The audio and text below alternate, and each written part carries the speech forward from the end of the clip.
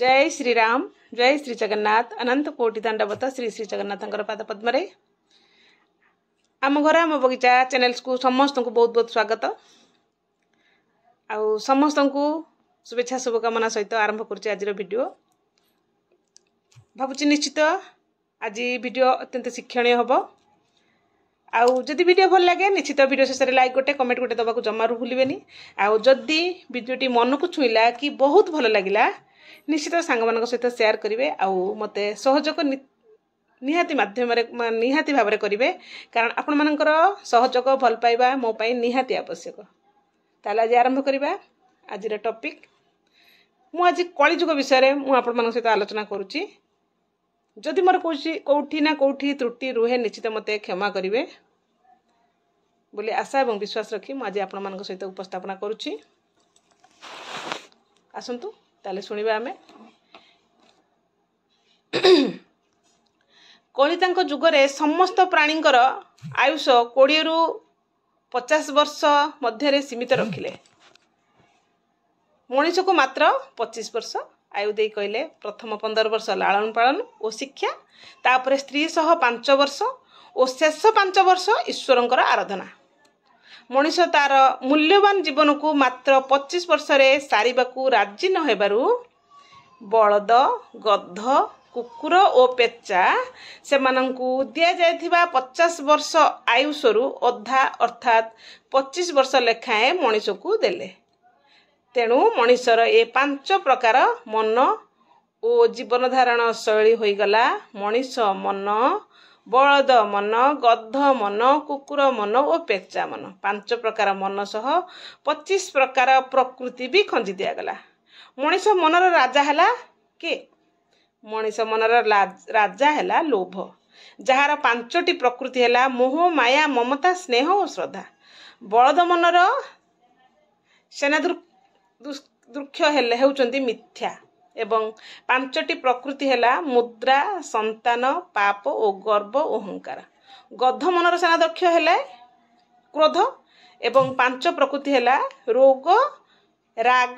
कष्ट दुख और जंत्रणा कुकुर मनर नियंत्रणकारी है व्यभिचार एवं यार 5टी प्रकृति है मत्स्य मांस मद्य काम मैथुन और हत्या पेचा मनर सेनापति हेले हिंसा एवं 5टी सहायक प्रकृति होउचंती निद्रा परसी कातरता निंदा कुकर्म और धर्षण मनीषर 25 सह बलद गध कुकुर पेचा कर 25 लेखा मिसी 100 वर्ष एवं पेचा 25 जगार मात्र 20 वर्ष देथिबारु मनीषर परमायु केते हेगला मनीषर परमायु 120 वर्ष होईगला किंतु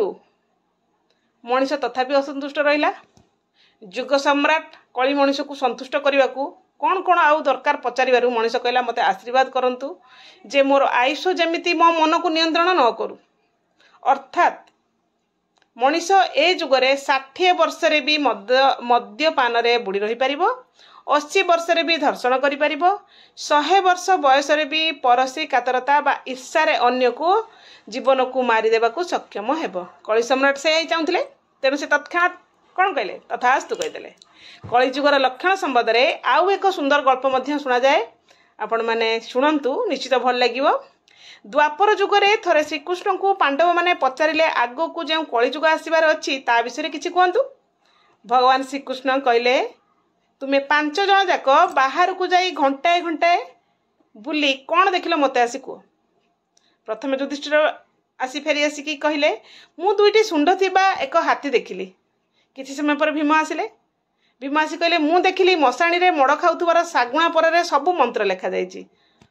तापर अर्जुन आसी कहले मु गोटे गाई तार निज बाछुरी को चाटी चाटी ता देहरु रक्त बाहर कर देइछि मु सेटा देखिक आसिली नकुल किछि समय पर आसिले से गोटे जगार 7टी कूଅ अछि एवं 6टी कूअरे पानी भर्ती होइथिबा स्थले सप्तम कूअटी संपूर्ण सुखिला अछि किंतु ए 6टी जाक कूअरु टोपाई पानी सप्तम कूअ को जाई पारु नै